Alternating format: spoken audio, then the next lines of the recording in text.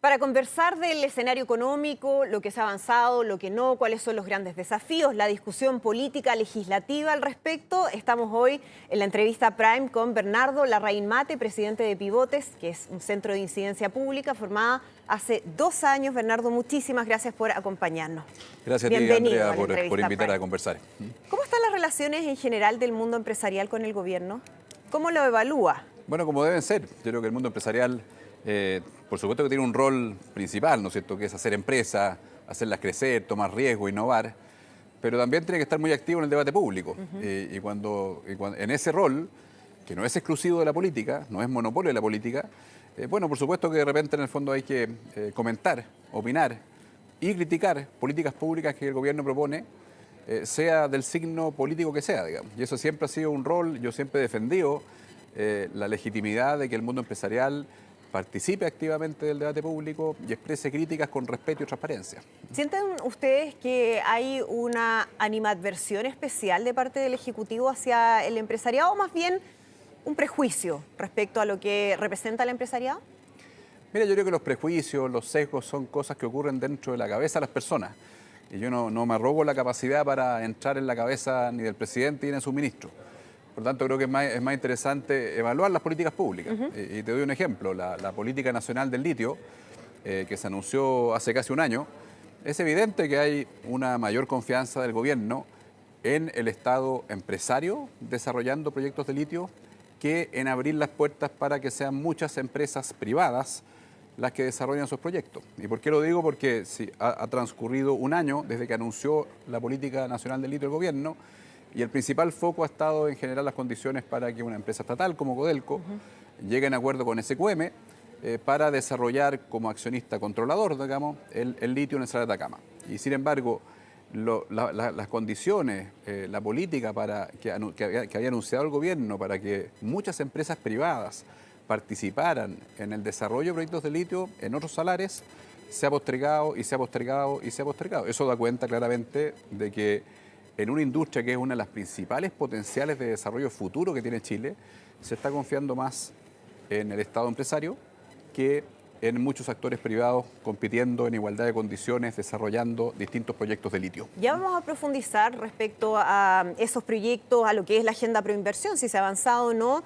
Usted decía, no podemos meternos en la cabeza del presidente ni de sus ministros, pero sí podemos analizar sus declaraciones. Y lo quiero invitar a revisar las declaraciones que hizo esta mañana el presidente Gabriel Boric durante una actividad en la que estuvo, además, la ministra de Minería y la ministra de Obras Públicas. Vamos a verla. Muy bien, pues. Y también invito a otros sectores, en particular empresariales, a abandonar la soberbia paternalista que lleva a emitir juicios denigratorios a gobiernos que obedecen a la voluntad popular.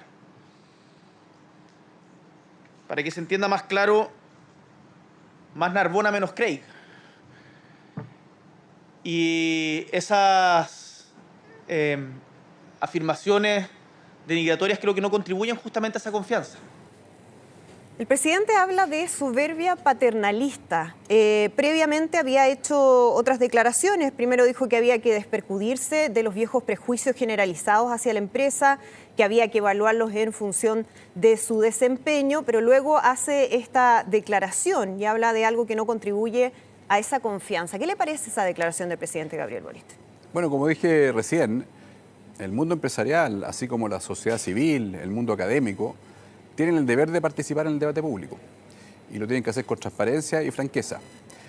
Yo espero que el presidente no se refiera, cuando habla de un cierto soberbia paternalista y cuando habla de, ¿no es cierto?, emitir juicios denigratorios hacia un gobierno, supongo que no se referirá al legítimo derecho del mundo empresarial de expresar críticas a las políticas públicas que el gobierno propone. ¿Y a qué se puede estar refiriendo? Porque él habla de invitar a otros sectores, en particular empresariales, a abandonar esta soberbia paternalista. Espero que no sea una invitación a no participar activamente en el debate público y, si corresponde, criticar y observar las deficiencias de los proyectos de ley que propone el gobierno. Hablábamos recién de litio. Bueno, por supuesto que el mundo empresarial tiene el legítimo derecho de decir, presidente, se anunció una política nacional del litio, se dijo que a fines del año pasado se anunciaría qué salarios iban a destinarse a conservación, del resto, cuáles iban a ser estratégicos y por lo tanto requerían de una sociedad con el Estado para desarrollar esos proyectos y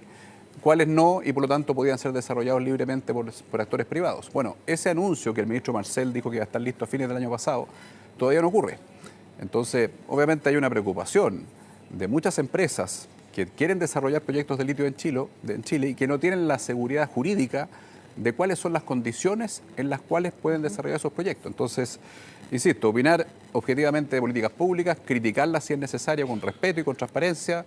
Espero que no sea eso a lo que se refiere el presidente cuando habla de una actitud paternalista. Por eso yo le pregunto cuando habla de denigrar a qué puede referirse el presidente, porque le está hablando directamente a los empresarios y esto puede generar cierto distanciamiento o al menos una dificultad en el diálogo con el mundo empresarial, cuando ya ha habido otros episodios donde sí ha generado esta tensión, en momentos además en que hay discusiones muy importantes respecto a la economía. ¿Qué efectos pueden generar este tipo de declaraciones? ¿A usted le parecen adecuadas de parte del presidente? Mire, yo no me pronuncio si son adecuadas, inadecuadas, no puedo saber cuál es la intención, a qué es lo que se refiere el presidente. No me puedo meter en su cabeza, le insisto.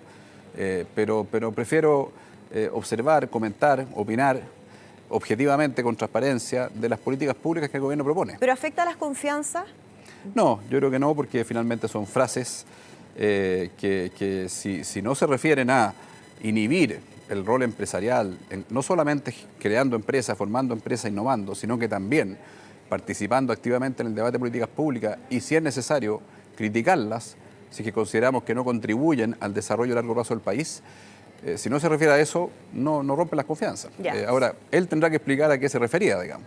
Pero no siente usted que dificulta las posibilidades de diálogo. Desde mi punto de vista, no. A mí el poncho de la soberbia, el poncho del paternalismo, de emitir juicios denigratorios, yo no me lo pongo ese poncho. Yo siempre opino con transparencia, participo a través de instituciones como Pivotes y creo que la sociedad civil, incluido el mundo empresarial, tiene el legítimo derecho de hacerlo, y las democracias son más sanas cuando la política y el espacio público no es monopolio de los políticos profesionales, sino que participan y le enriquecen muchos actores como el mundo empresarial. A propósito del debate público, lo vimos hace algunos días en un debate en el que participaba junto a la ministra del Trabajo, Janet Jara, respecto a los grandes temas que se están discutiendo en estos momentos en el Congreso. Estamos hablando de la necesidad de avanzar en una reforma de pensiones de manera urgente, el pacto fiscal, en fin, y se generó un momento de tensión donde la ministra le dijo: si quieren que haya inclusión, paguen mejor, respeten más el derecho de las personas.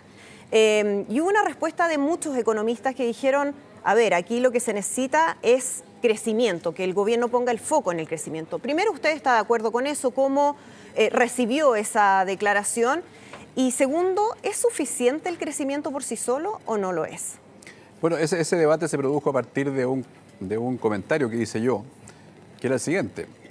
Cuando la mayor precariedad laboral y la mayor desigualdad está, ¿no es cierto?, en el trabajo informal y en el bajo acceso que tienen muchas personas al trabajo, le sugería a la ministra que se volcara la agenda laboral a esos desafíos. Piensa usted que hay 2,5 millones de personas que están en la informalidad. La informalidad no tiene seguridad social, es precaria. El salario promedio informal es la mitad del salario formal. Y básicamente por eso decir que mejoren los sueldos como respuesta, ¿no es cierto?, al desafío de la informalidad, no sé si va al foco del asunto, porque el empleo formal, sobre todo de las grandes empresas, el promedio de los salarios de las grandes empresas es aproximadamente 1 millón de pesos. Solamente el 10% de los trabajos que ofrecen las grandes empresas están en el sueldo mínimo. Por lo tanto, ¿dónde hay que poner el foco? No hay que hacer un emplazamiento al destino equivocado. La precariedad laboral está, sobre todo de los sectores de menores ingresos. Piensa usted que solamente el 35% de las personas en edad de trabajar tiene un trabajo formal. Esa es la cifra promedio general. Si usted va solamente a aquel segmento de la población de menores ingresos, es aproximadamente un 15% de las personas en edad de trabajar que tienen un empleo formal. Y sin embargo, si va al segmento de mayores ingresos, eso supera el 50%. Por lo tanto, esta es la principal... O sea, ahí hay un tema, el de la informalidad laboral. Ese fue el principal laboral. tema que yo planteé en ese diálogo, y yo creo que es bueno poner el foco ahí y no poner el foco donde, por supuesto que se puede mejorar, en el fondo, a través de, como tú bien decías, de mayor crecimiento y mayor productividad. Es que eso le quería preguntar, porque cuando uno escucha las respuestas, insisto, de destacados economistas, algunos expresidentes del Banco Central dicen enfocarse en crecimiento. La pregunta es si es suficiente, porque todavía hay muchas personas que tienen la percepción de que cuando Chile crece, no crecen todos, crecen solo algunos. Entonces, ¿es suficiente el crecimiento por sí solo para que mejoren los sueldos, que era uno de los temas que justamente ustedes estaban discutiendo? Bueno, el crecimiento, los estudios que hemos hecho en Pivote, sí tienen una correlación bastante alta con el empleo formal y segundo, con los salarios del empleo formal. En cambio, el crecimiento efectivamente no mejora las condiciones del empleo informal. Y por lo tanto el crecimiento sí es relevante. Igual es el desafío, si uno piensa en el fondo, ¿dónde está la informalidad precaria, sin seguridad social? Está mucho en las pequeñas empresas, ¿sí? Que viven con mucha dificultad, que están siempre con el agua al cogote, entonces les cuesta pagar más que el mínimo, y no solo eso, sino que les cuesta en el fondo contratar formalmente, porque es caro para esa pequeña empresa contratar formalmente. Entonces, ¿cuál es el desafío? El desafío es que esas pequeñas empresas puedan crecer, porque al crecer van a poder mejorar los salarios, van a poder invertir más en la formación de sus trabajadores y eso va a generar mejores condiciones. Entonces, pero es el único factor que más, porque en el fondo la ministra hablaba de los problemas que genera la flexibilidad laboral, que en algún sentido es positivo, pero que también puede tener sus riesgos desde el punto de vista de la precarización o la falta de poder que pueda tener el trabajador para lograr condiciones favorables a su lado, ¿no? Bueno, ese también fue un tema de conversación con la ministra y yo le planteaba que creía que había que confiar más en la libre decisión de las personas que optan por distintos tipos de jornada de trabajo. Por ejemplo, hay muchas personas que optan por no marcar tarjeta, y eso la ministra objetaba que era por definición sinónimo de precariedad.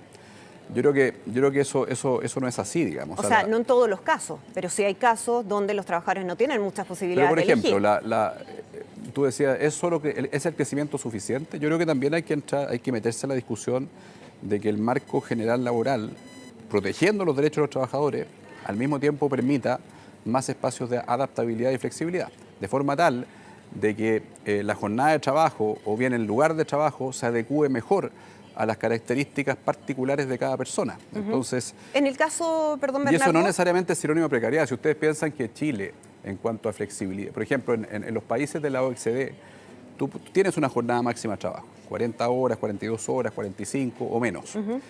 Y tú la puedes computar en un año completo. O sea, basta que en el año el promedio semanal sea de 40 horas. Objetivo. En cambio, en Chile solo se permite que se compute en 30 días. ¿Tú crees que esos países de la OCDE, como los países escandinavos, por tener más flexibilidad para computar la jornada máxima, tienen más precariedad? Yo creo que no. Yo creo que hay que confiar más en las personas. La economía del siglo XXI es mucho más flexible. Las personas tienen distintos proyectos de vida. Por lo tanto, la ley de 40 horas podría mejorar, podría flexibilizarse. Yo creo que se podría haber acordado que esa jornada mirada se computara, por ejemplo, tender a los países de la OCDE, que la permiten computar en un año. Y eso no implica más precariedad. Por supuesto que son relevantes los sindicatos reducen esa asimetría que existe entre el empleador y la empresa, pero cada vez más las personas también están optando libremente por representarse de distintas formas y eso no implica más precariedad. Entonces yo creo que hay que confiar más en las personas. Por supuesto que la ley laboral tiene un deber de proteger al más débil y eso no lo discuto, pero creo que es importante que el marco regulatorio laboral en Chile evolucione hacia los países que admiramos en materia de condiciones laborales.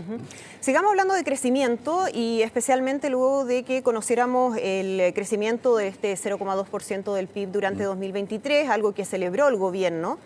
Y el ministro Marcel, que apuntaba al pesimismo de algunos respecto a las proyecciones que se habían hecho en materia económica. ¿Usted cree que en general las proyecciones de los economistas han sido más pesimistas de lo que realmente debieran haber sido?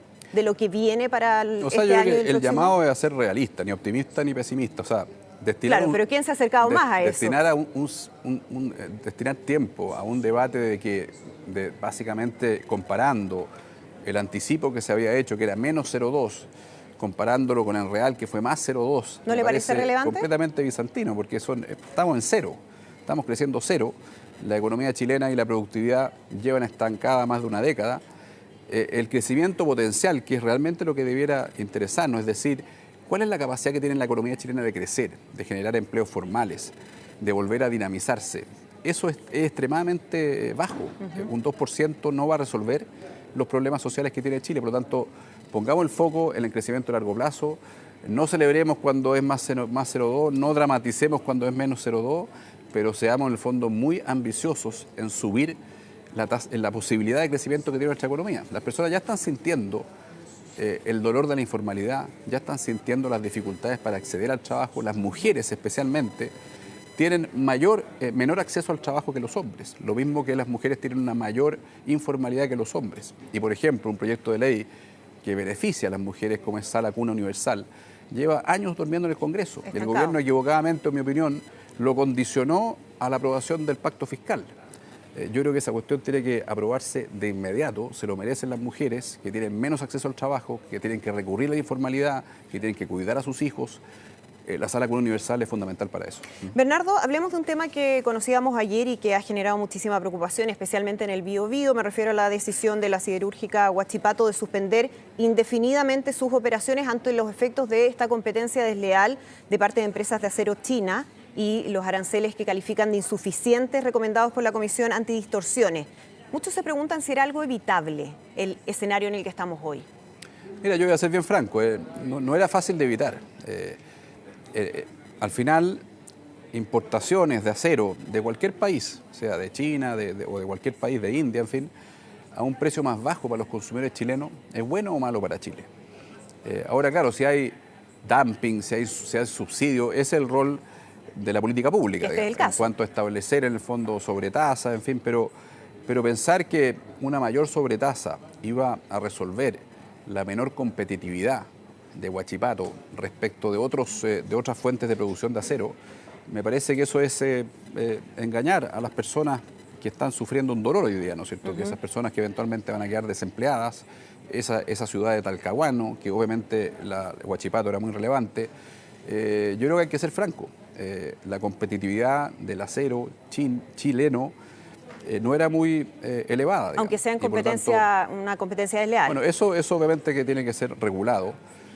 Porque además, pero no sé Bernardo, si era posible en el fondo compensar una cuestión mucho más estructural. Es que esto, por lo mismo, no es una situación que solamente nos esté afectando a Chile. China y su industria de acero ha invadido Latinoamérica completo y ha puesto en aprietos a varios países muchísimo más grandes que el nuestro, como Brasil o México. Mira, sí, es una discusión pertinente y por supuesto que tiene que haber una política pública al respecto, que tiene que fijar en el fondo, en el caso ser necesario, sobretasa arancelaria, pero por otro lado hay que mirar la cuestión estructural. Es como si yo dijera, ¿por qué no volvemos a producir automóviles en Chile? En circunstancias que los consumidores chilenos se están beneficiando de una gran variedad de automóviles que provienen de distintos orígenes.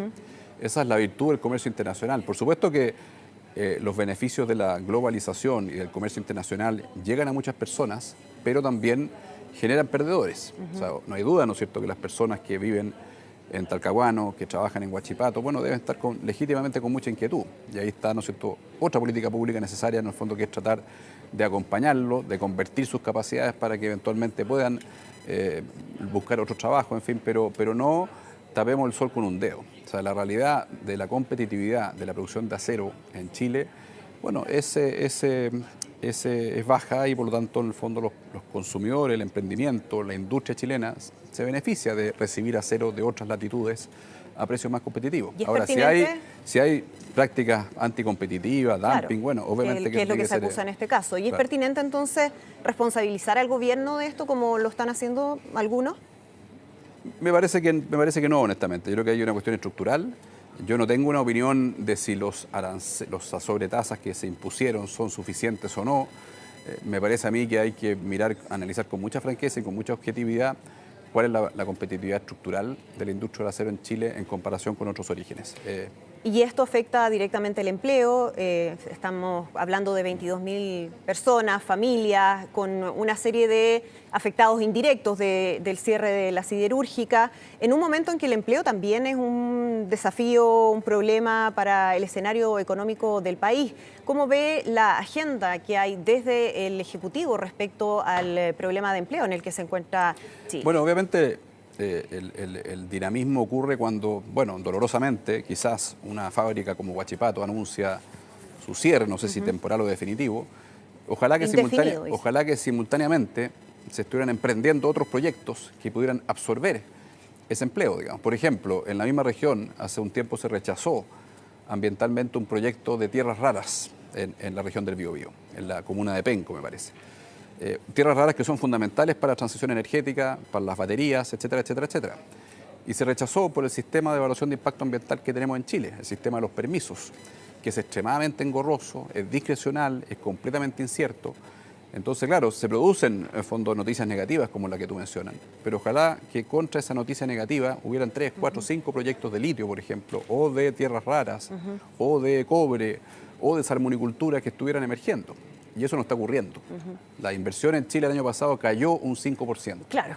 Hay problemas de inversión, eso tiene efectos directos en el crecimiento y en medio de este escenario económico, que no es fácil, hay dos tremendos desafíos legislativos, que lo mencionábamos al inicio, la reforma al sistema de pensiones, que es algo urgente, que se ha demorado ya demasiado tiempo, y el pacto fiscal. ¿Qué evaluación hace usted de los sectores políticos respecto a cómo se está llevando adelante esto? Porque se apuntan de un lado a otro y la verdad es que no avanzamos nada, quedan apenas 2 años de gobierno que pueden pasar volando, sin que avancemos absolutamente nada en una propuesta concreta. Tú lo dices muy bien, digamos, en pensiones llevamos 10 años, 15 años, se han formado varias comisiones de expertos lideradas por David Bravo, por el mismo Mario Marcel antes, que han identificado claramente lo que había que hacer. Y 10, 12, 15 años después aún no se aprueba la reforma. Entonces eso es un paréntesis. Muchas veces se dice que la reforma del sistema político es una cuestión que interesa solamente a los políticos, a los intelectuales y que no importa a la gente. Yo llamo a las personas que cambien esa opinión, que debieran demandar una reforma del sistema político, así como también una modernización del Estado, que parecen temas técnicos, abstractos, lejanos, pero al final es el sistema político el que acuerda las reformas para resolver los problemas de la gente. Si el sistema político está formado por 22 partidos, es muy difícil que lleguen a un acuerdo. Si el Estado está en el fondo crecientemente capturado por políticos y no por funcionarios públicos, profesionales y técnicos, bueno, mal va a poder el Estado prestar servicios de calidad a los ciudadanos. Entonces, el paréntesis es que la reforma del sistema político, la reforma del Estado, son reformas profundamente ciudadanas, porque habilitan que se aprueben las reformas que resuelven los problemas de las personas y, por otro lado, que el Estado preste servicios de calidad. Entonces, lleva mucho tiempo la de pensiones y es hora de que lleguen a un acuerdo. Yo creo que es fundamental eso. Y respecto al pacto fiscal, si el ministro le cambió el nombre de reforma tributaria a pacto fiscal, fue porque agregó 2 patas que no estaban en la reforma tributaria, que son fundamentales. Y no solamente las agregó, sino que las puso por delante. Dijo, discutamos sobre crecimiento, porque el crecimiento genera recursos fiscales. Y segundo, modernicemos el Estado, porque así podremos gastar bien los mayores recursos tributarios que recaude el Estado. Bueno, ¿dónde están esos proyectos de ley? ¿Hay reformas pro crecimiento? Sí, pero están recién iniciando su discusión. ¿Y por qué se le da más premura a la cuestión tributaria y no se le da premura a la iniciativa de pro crecimiento? ¿Dónde están los proyectos de ley que iban a modernizar el Estado? Que iban a determinar que en el Estado hubiera un servicio público profesional y técnico. ¿No se ha avanzado nada en eso? Y que los nombramientos políticos fueran mucho más limitados y acotados. Bueno, no se han ingresado los proyectos de ley. Entonces, mantengamos el equilibrio para que realmente sea creíble el concepto de pacto fiscal. Avancemos en los 3 pilares, modernización del Estado, crecimiento y temas tributarios en paralelo. Parece ser que se lo olvidaron ahora y están solamente concentrados en sacar adelante la parte tributaria del pacto fiscal, postergando la discusión de modernización del Estado y recién empezando la discusión de la agenda pro crecimiento. Y ahora, en términos de la reforma al sistema de pensiones, bueno, está muy trabado en este 6% de cotización adicional. El gobierno dice 3 y 3 en términos muy generales. Desde la oposición dicen 6% total a la cotización adicional y el gobierno dice nosotros ya hemos cedido lo suficiente. ¿Se puede responsabilizar a la oposición de no avanzar en esta reforma al sistema de pensiones? Mira, yo creo que efectivamente esa es una discusión, así como también está todo el tema de la organización de la industria, digamos. pero en esta del 6%, hay una cosa muy relevante. Hoy día hay que entrar a esa discusión con un cambio bien relevante respecto de lo que era hace 3 o 4 años atrás. Hoy día tenemos una pensión, una PGU, que es bien sustantiva, que cambió radicalmente en el fondo la realidad de muchos pensionados de los segmentos menos privilegiados, digamos. Entonces eso implica que si hubo un esfuerzo fiscal tan relevante a través de la PGU y si esta se va a subir, bueno, hay mayores razones para que el 6% vaya a las cuentas individuales, digamos. Claro, pero por lo mismo, cuando dicen PGU requiere ingresos permanentes adicionales y eso se obtienen a través de una reforma tributaria, no hay otra forma de hacerlo. Claro, a través de los 3 pilares del pacto fiscal, de mayor crecimiento, de un uso más eficiente de los recursos públicos y finalmente de medidas tributarias. Pero no olvidemos el mayor crecimiento y el uso más eficiente de los recursos públicos. Pero sí o sí está de acuerdo en avanzar entonces en una reforma tributaria o pacto fiscal, como le Ahora, quieran llamar. hoy día el ministro Marcel, el gobierno del Frente Amplio, ha propuesto una cosa que venimos planteando hace mucho rato, que se nos acusaba, ¿no es cierto?, de ser que estamos defendiendo el mundo empresarial, etcétera, que es bajar el impuesto de las empresas. Cuando se decía que esto era en el fondo transferible, ser generosos con los ricos, etcétera, etcétera, con las grandes empresas, bueno, hoy día no hay nadie que sostenga que no es bueno bajar el impuesto a las empresas. ¿Por qué? Porque el tener una tasa de impuesto de 27% comparado con el 23% que tienen los países de la OECD, nos hace poco competitivos para la inversión. ¿Y cómo se compensa entonces? Entonces, bueno, hay eliminación de privilegios tributarios. Nunca hemos sido capaces de discutir, por ejemplo, por qué el diésel tiene un beneficio tributario respecto de otros combustibles más limpios, de la gasolina, del gas, en fin. Eso políticamente es imposible, pero hablemos con franqueza, ahí hay recaudación, eliminemos la renta presunta. En fin, hay muchas asimetrías tributarias, por supuesto que hay que controlar de mejor forma la elusión y la evasión. Hay una discusión que es compleja, que en los países que admiramos, el 80% de las personas paga impuestos. En Chile solamente un 20% de las personas paga impuestos a nivel personal. Ahora, hoy día, con la situación difícil que tiene la clase media, creo que no es el momento para subir los impuestos de las personas de clase media. Pero no hay que evitar esa discusión, hay que darla. Bernardo Larraín, muchísimas gracias por conversar con nosotros en la entrevista Prime. Muchas gracias, Andrea, por la invitación. Muy bien. Gracias. Nosotros nos comenzamos a despedir. Muchísimas gracias por acompañarnos. Los dejamos invitados a seguir informándose en nuestro canal de noticias, Mega Noticias Ahora.